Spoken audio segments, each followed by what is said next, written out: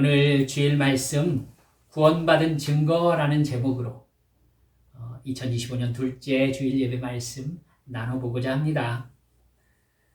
사도행전 이후부터의 편지들은요, 이제 사도들이 이방 교회, 그러니까 예루살렘 교회 말고 예루살렘과 사마리아와 땅끝까지 이르러 라는 말씀으로 사도들이 이제 터키 지방 흩어지고 이제 로마에까지 가가지고 복음을 전하잖아요. 거기에 세워진 개척 교회들에게 이렇게 편지를 써보낸 것이 바울 사도의 편지들, 또 각 사도들이 이렇게 보낸 편지들로 되어 있습니다. 그렇기 때문에 사도들이 교회를 향해서 권면을 많이 하고 있습니다. 베드로 사도가 로마 교회라고 생각이 됩니다만은 로마 세계에 흩어져 있는 이제 로마 점령지의 교회들에게 이렇게 보낸 편지가 베드로 전후서거든요. 베드로전서 1장 8절 9절을 보면 베드로 사도가 이렇게 말합니다. 여러분은 그리스도를 본 일이 없으면서도 사랑하며 지금 그를 보지 못하면서도 믿으며 말로 다 표현할 수 없는 즐거움과 영광을 누리면서 기뻐하고 있습니다. 여러분은 믿음의 목표 곧 여러분의 영혼의 구원을 받고 있는 것입니다. 그러니까 베드로 사도는요, 여러분들은 이스라엘 땅 바깥에 세워진 교회를 다니고 있는 이방인들이기 때문에 예수님을 본 적이 없지 않습니까? 그런데도 불구하고 예수님을 사랑하고 있습니다. 그리고 믿고 즐거움과 영광을 누리면서 기뻐하며 살고 있습니다. 그 이유는 믿음의 목표인 영혼의 구원을 받고 있기 때문입니다. 이렇게 말씀하는 거예요. 여러분, 베드로 사도는 분명히 믿음의 목표는 영혼의 구원이다 라고 못 박아서 표현합니다. 성경이 한결같이 말하는 교회 다니는 목적은 영혼의 구원입니다. 즉 천국입니다. 영생입니다. 그러면 어쩌면 여러분 중에는 우리는 죽어서 천국 가려고 교회에 다닌다는 말씀입니까? 라고 묻고 싶을지도 모릅니다. 여러분, 물론입니다. 물론입니다. 어느 순간 천국 가려고 교회 다니는 것 아니다라고 얘기를 해야 뭔가 좀 있어 보이는 풍토가 교회 안에 자리 잡아서 저는 대단히 우려스럽습니다. 아닙니다. 여러분, 우리는 죽어서 천국에 가려고 교회에 다닙니다. 정확하게 말씀드리면 이 세상은 영원한 천국의 영생을 준비하는 시간입니다. 단순한 시간 비교만으로도 이건 엄청난 사실입니다. 우리는 이 세상 길어야 100년의 시간을 통해서 영혼의 시간을 어디에서 보낼 것인지를 결정하는 겁니다. 우리가 천국에 도착해가지고 천국에서 계시록에 기록된 그 장면을 한번 쓱 훑어보기만 해도요, 여러분, 이 땅에서 100년의 시간을 천국 가기 위한 준비 시간으로만 보냈다고 하더라도 전혀 억울하지 않을 곳이 바로 천국임을 알게 될 것입니다. 할렐루야. 여러분, 그렇습니다. 그 정도로 천국이 영광스러운 곳입니다. 이 세상에 있는 모든 시간을 다 그곳을 위하여 쏟아부어도 전혀 아깝지 않은 곳이 천국인 것입니다. 더구나 예수님께서 누가복음 16장 20절에서부터 말씀하시듯이 부자와 나사로의 사후세계를 말씀하시는 걸 보면은요, 지옥에서 천국이 보입니다. 천국에서 지옥도 보입니다. 이 땅에서 영원의 시간인 천국을 준비하지 못하고 죽어버리면 여러분, 사라질 60만을 위해 살았던 사람들은 지옥에서 영원의 시간을 살아야 합니다. 이 땅에서 예수를 믿다가 억울하게 죽임을 당한 사람, 절대 억울하지 않은 사람들이라는 것을 알게 될 것입니다. 이 땅에서 오름을 위하여 손해보며 산 시간들, 예수님의 말씀에 순종하기 위하여 산 시간들이 절대 그냥 억울하고 많은 시간이 아님을 그때 우리는 확인하게 될 것입니다. 예수님은 그 영원의 시간을 이 땅에서 행한 대로 갚아주는 시간으로 정의하셨습니다. 예수님을 믿는 모든 사람들은 그 시간을 목표로 살아가는 사람들입니다. 그 시간은 모든 죽은 사람들이 다시 살아나서 심판, 즉 평가를 받는 부활의 시간이 될 것입니다. 여러분 아시죠? 어떤 분들은 아니, 역사 이래로 다 죽었던 사람들이 다 살아나면 어디에 발딛고 선단 말입니까? 걱정도 하지 마십시오. 걱정도 하지 마십시오. 그때 하늘이 종이장처럼 사라져버릴 것이라고 말씀하셨습니다. 별들이 떨어질 것이라고 말씀하셨습니다. 현실성이 전혀 없다고 말씀하시죠. 하지만 그것이 어떻게 현실이 되는지를 우리 눈으로 보게 될 순간이 오고 있습니다. 할렐루야. 사랑하는 여러분들, 그때 모든 사람들이 다시 살아나서 심판, 즉 평가를 받는 부활의 시간을 맞이하게 될 것입니다. 어떤 사람들은 영원한 천국의 생명에 들어가기 위하여 부활할 것이며 어떤 사람들은 영원한 지옥의 사망으로 들어가기 위하여 부활할 것입니다. 그리고 한 사람도 빠짐없이 그 시간에 자기가 살았던 시간을 평가받게 될 것입니다. 그 평가의 시간이 있기 때문에 예수 믿는 사람들은 지금이라는 시간을 허투루 쓰지 않는 겁니다. 그 부활의 시간, 그 평가의 시간에 내가 어떤 존재로 영원의 세계에 들어가느냐가 인간이라는 존재에게 가장 중요한 사실입니다. 그래서 사도 바울이 고린도전서 15장 19절을 보면 그리스도 안에서 우리가 바라는 것이 이 세상에만 해당되는 것이라면 우리는 모든 사람 가운데서 가장 불쌍한 사람일 것입니다. 이렇게 얘기하고 있습니다. 그 부활의 시간, 심판과 평가의 시간을 위해서 자기 인생을 모두 바친 사도 바울 아니겠습니까? 그렇기 때문에 부활이 없다면 자신은 세상에서 가장 불쌍한 사람이다 라고 고백하고 있는 거예요. 역으로 말하면 그럴 리가 없다는 얘기죠. 사도 바울이 자기 인생의 모든 걸 다 투자해서 그 영혼의 시간을 위해서 살았기 때문에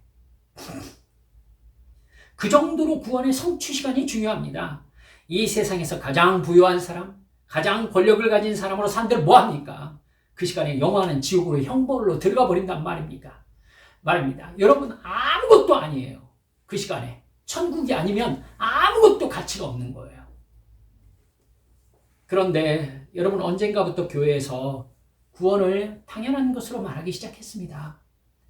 마치 교회 나오자마자 구원이라는 문제는 해결해버린 사람들처럼 말입니다. 놀라운 것은 사실 그렇게 쉽게 구원을 해결된 문제로 얘기하는 사람들은 사실 천국이나 구원에 대해서 관심도 없으면서 구원을 받았다고 생각한다는 점입니다. 예수를 믿는 목적이 영혼의 구원이라고 베드로 사도가 기록해 놓았는데도 구원과 천국과 영생에 대해서 관심이 없습니다. 예수님은 요한복음 3장 16절에서 하나님이 세상을 이처럼 사랑하사 독생자를 주셨으니 이는 그를 믿는 사람마다 멸망하지 않고 영생을 얻게 하려 하심이라 분명하게 못 박아놓고 얘기하고 있습니다. 여러분 예수님이 왜 오셨다고요? 이 세상에 영생을 주시기 위해서 오셨다는 것입니다. 그러나 대부분의 교회 다니는 사람들은 영생이 아니라 대박과 건강과 성공과 돈과 명예와 권력과 지위와 합격과 형통을 얻기 위해서 교회 다니는 사람들 너무 많습니다. 로마서 8장 24절에서 사도 바울은 이렇게 이야기합니다. 우리가 소망으로 구원을 얻었습니다. 눈에 보이는 소망은 소망이 아닙니다. 보이는 것을 누가 바라겠습니까? 이렇게 얘기하고 있습니다. 우리가 바라는 것은 보이지 않는 영원한 천국이며 보이는 이 세상만을 위하여 살아가는 사람은 그것 자체로 구원받은 사람인가를 점검해 봐야 되는 사람이라고 사도 바울이 얘기하고 있는 겁니다. 예수 믿으면서 누가 보이는 것을 바랍니까? 이렇게 말도 안 된다는 듯이 얘기하고 있지 않습니까? 그래서 어쩌면 지금의 교회 다니는 교인들이 가장 잘 모르고 있는 것이 구원일지도 모릅니다. 어떻게 하면 복 받을 수 있는가? 어떻게 하면은 대박 날 수 있는가? 어떻게 하면 형통할 수 있는가에 대한 이야기는 너무너무 많이 들었는데 어떻게 하면 구원받을 수 있는가라는 얘기는 너무나 간단하게 혹은 들어본 적도 없이 교회 다니는 사람이 얼마나 많은지 모릅니다. 누가 구원을 받습니까? 예수 믿는 사람입니다. 그럼 예수 믿는다는 것이 무엇입니까? 예수님의 십자가 대속의 죽음이 나의 죄값을 대신한 죽음임을 믿고 예수님의 부활이 나를 새 생명으로 거듭나게 하신 부활임을 믿는 것이 예수를 믿는 것입니다. 그럼 그 사실을 믿는다는 것이 구체적으로 나의 삶과 어떤 관계를 맺고 있냐는 겁니다. 그래서 내가 어떻다는 겁니까? 여러분, 이게 문제인 겁니다. 여기까지 가야 내가 정말 예수를 믿는 증거에 대해서 할 수 있는 겁니다. 여러분, 성령께서 임하셔서 내가 죄인임을 깨달았습니다. 회개했습니다. 여러분, 나에게 구원을 주셨음을 내가 확신했습니다. 그래서 죄가 무엇인지 알게 되었고 의의가 무엇인지, 즉 옳음이 무엇인지 알게 되었습니다. 그리고 이 둘 사이에서 하나님께서 어떤 심판을 행하시는지 천국과 지옥, 영혼의 세계를 알게 되었습니다. 여러분, 알게 되었으니 어떻게 해야 된다는 말입니까? 그렇습니다. 주를 위하여 살아야 하는 것입니다. 하나님을 사랑하며 살아야 되는 것입니다.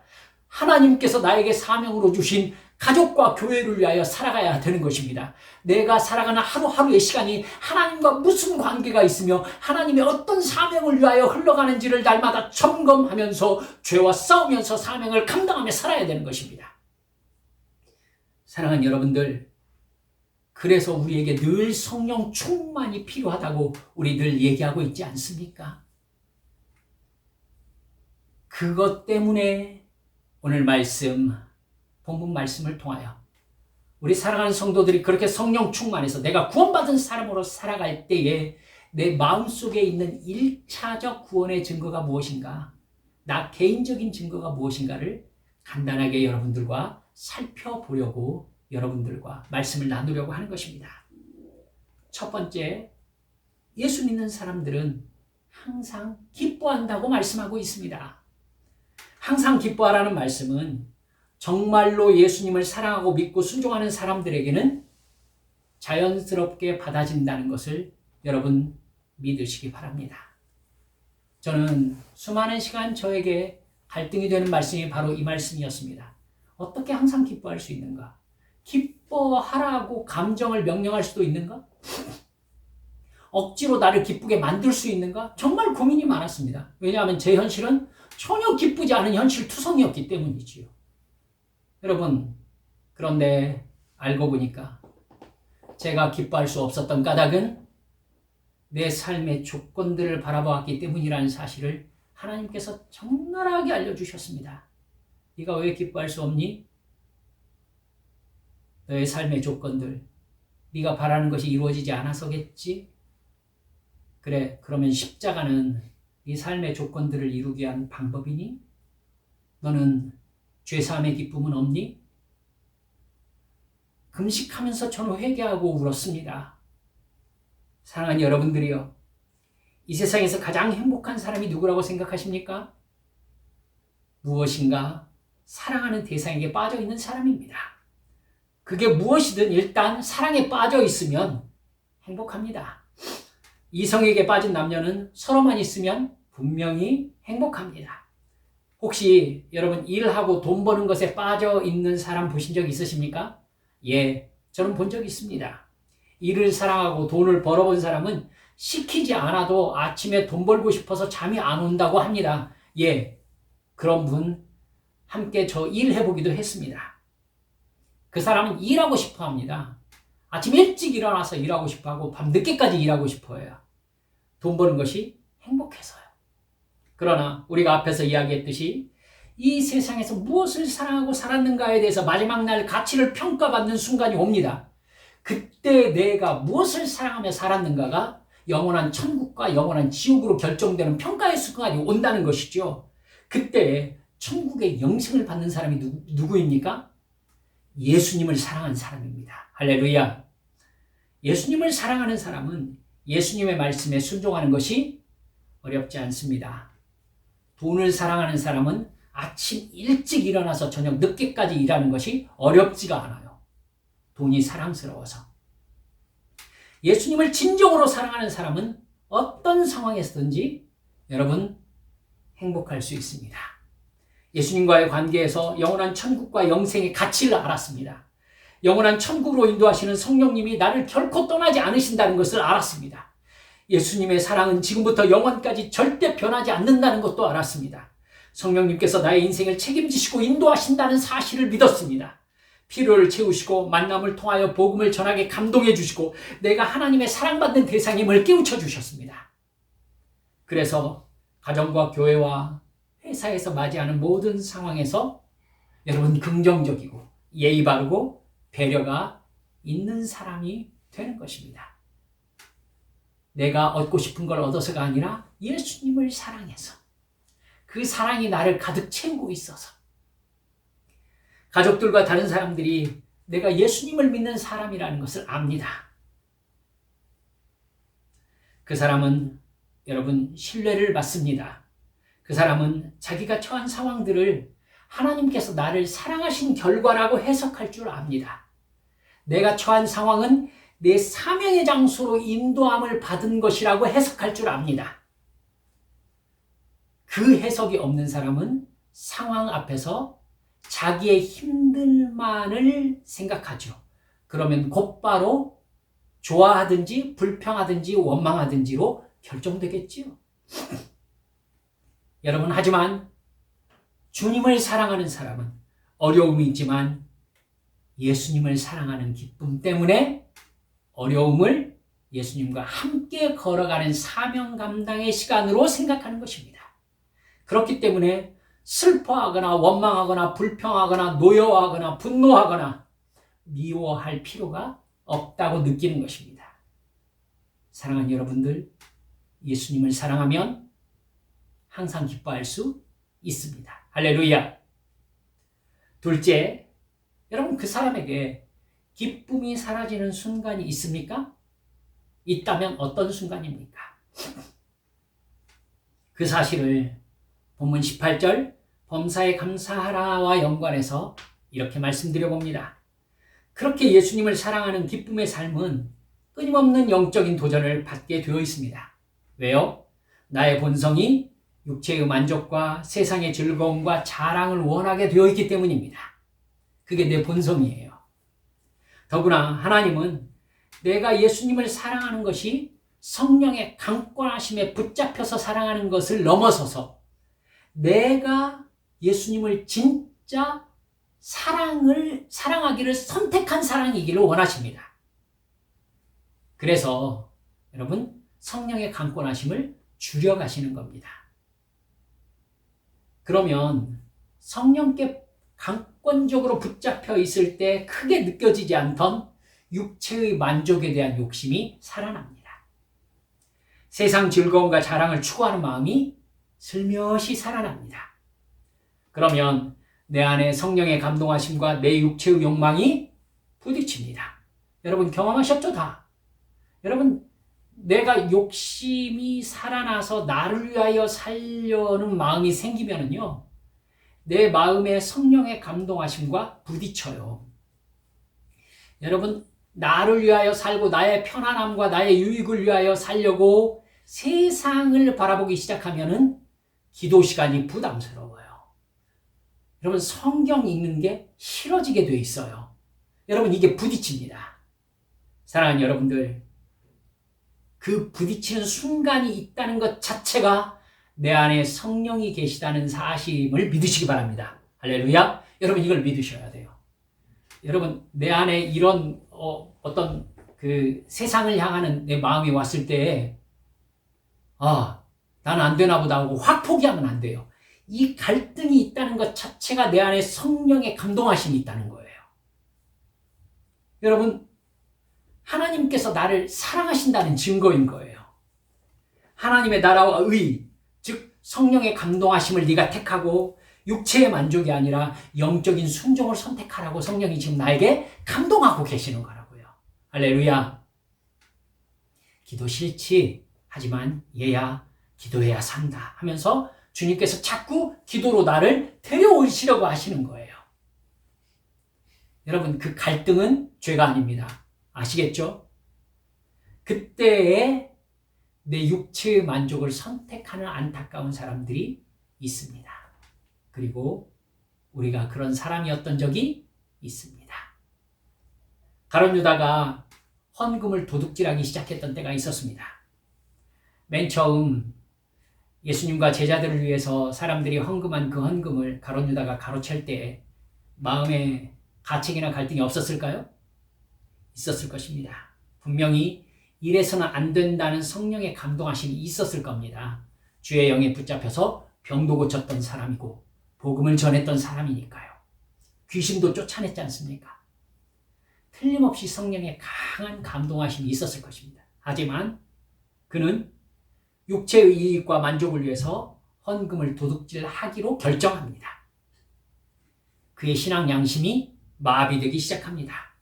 그러자 여러분, 그렇게 내가 사탄의 욕망을, 사탄이 나에게 주는 죄의 욕망을 선택했을 때에 나를 지배하는 영이 성령이 아니라 사탄으로 바뀐다는 것을 아셔야 합니다. 즉 가룟 유다가 자기를 지배할 영으로 사탄을 선택한 것입니다. 그에게 그렇게 자기를 지배하는 영이 바뀌자 어떻게 됩니까? 도둑질이 일상화됩니다.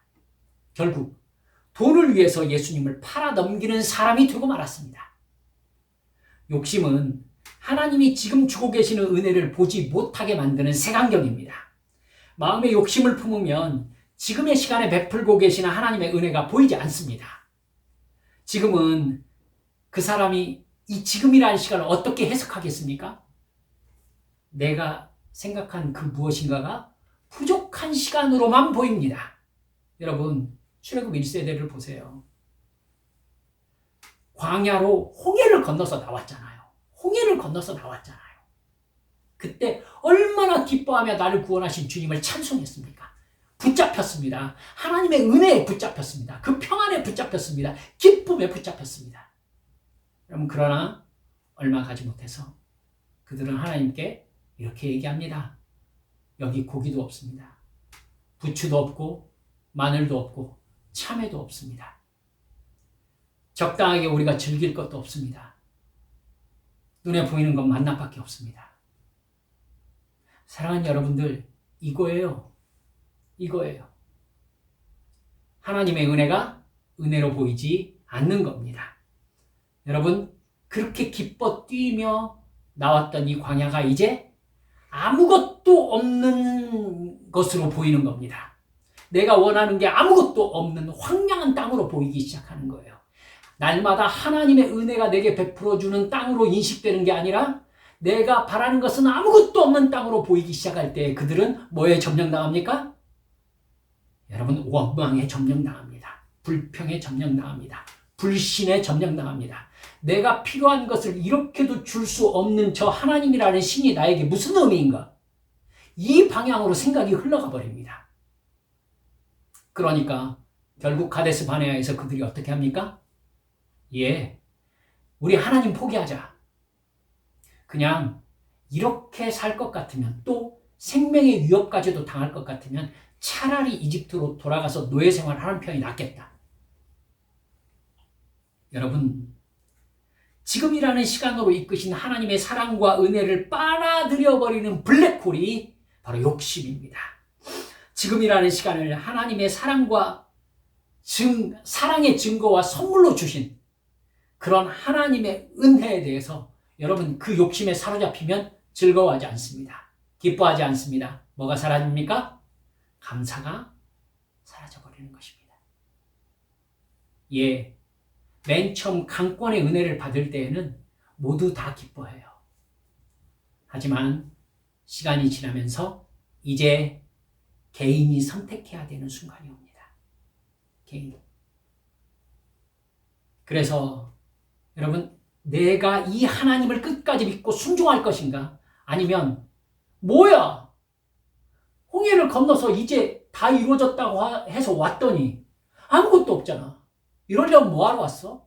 이렇게 볼 것 같으면 여러분, 이제 홍해를 건너고 와서 이 땅에서 하나님을 제거하는 것입니다. 그러니까 이 사람들의 관심은 끊임없이 돌아가는 데 있는 거죠. 홍해를 다시 건너가는 데 있는 겁니다. 구원 바깥으로 나가는 데 있는 거예요. 세상 즐거움을 즐기는 데 있는 겁니다. 이 상태에 머물러 있는 교회 다니는 사람이 얼마나 많은지 모릅니다. 교회를 다녀요. 은혜를 받았어요. 감동도 있어요. 눈물도 흘렸어요. 회개도 했어요. 내가 뭘 해야 될지 알기도 알아요. 그런데 이제 기쁨이 사라졌어요. 이제 하나님이 부담스러워요. 가서 내가 죄인이라고 고백하는 게 마음에 너무나 찜찜해요. 꼭 이렇게 좀 긍정적으로 살아야지. 꼭 내가 죄를 바라보면서 이렇게 날마다 회개하면서 울면서 막 찔찔거리면서 살아야 되나? 불만이 생겨요. 내가 기도하는 거 하나님이 하나도 안 들어주시는 것 같아요. 사랑하는 여러분들, 감사가 사라진 겁니다. 원망이 시작된 겁니다. 불평이 시작된 겁니다. 상황의 선함과 악함을 자기들의 욕망의 기준으로 판단하기 시작한 겁니다. 하나님을 그 욕망을 채우기 위한 방법으로 생각하는 것입니다. 그러자 그들에게 기쁨도 감사도 사라져버렸습니다.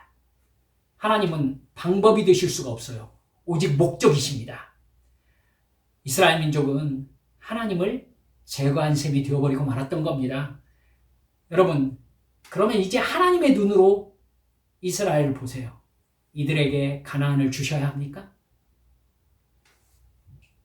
은혜에 대한 마땅한 반응이 기쁨과 감사입니다. 사랑과 순종입니다. 그것을 버리고 내 만족을 위해서 하나님의 능력을 사용하려는 사람에게 하나님은 방법이 되어주시지 않습니다. 오히려 사랑하는 여러분들, 더 큰 고통 속에서 하나님이 누구신가를 깨닫게 하시는 사람은 오히려 복됩니다. 하나님이 그를 구원하시려고 그를 시험하시는 거니까요. 근데 어떤 사람은 그냥 세상으로 나갔더니 편안했어요. 그렇게 살 필요 없구나 하면서 그냥 주일에 한번 교회 다니면서 예배드리고 세상에서는 주님과 아무 상관없이 그냥 사는 마음 편한 삶을 살고 있어요. 그럼 그 사람은 어떤 사람이에요? 고백하세요. 여러분, 논 사람이에요. 하나님이. 죄를 짓는데 마음에 고통이 없어요. 놓은 사람이에요. 놓은 사람이에요.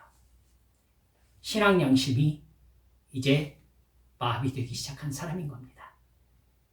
그 사람 진정한 감사 있을까요? 없습니다. 진정한 회개 있을까요? 없습니다. 구원의 기쁨 있을까요? 없습니다. 진짜 하나님께 매달려 기도할까요? 안 합니다. 예배의 기쁨 있을까요? 없습니다. 사랑하는 여러분들, 이게 양심에 화인 맞은 상황인 겁니다.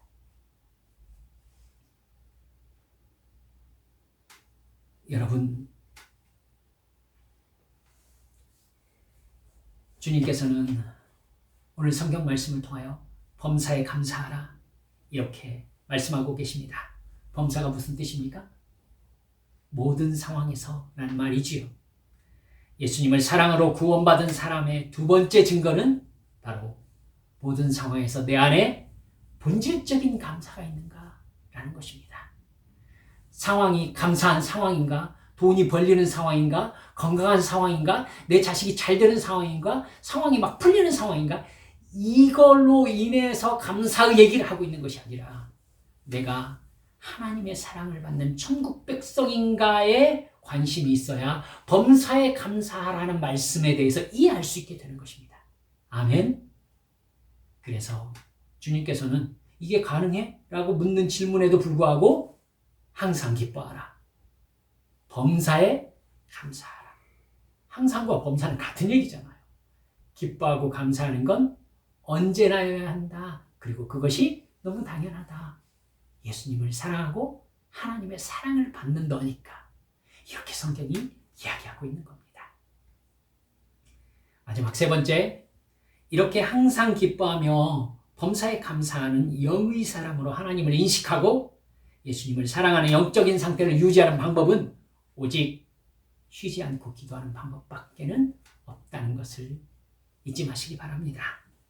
사람은 사람을 스스로 구원할 수 없습니다. 오직 실제하신 하나님의 은혜로만 구원받습니다. 그것을 홍해를 건넌 것으로 비유할 수 있습니다.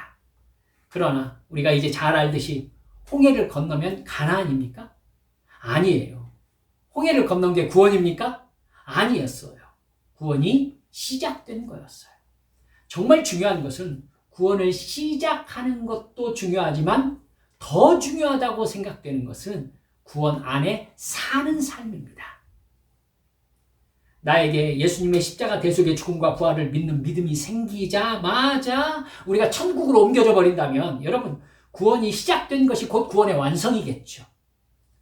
그러나 우리는 구원을 확신한 시작의 순간이 나에게 영혼이 떠나갈 때까지 구원 안에 살아야 될 시간이 시작된 것이라는 걸 이제는 압니다. 아시죠?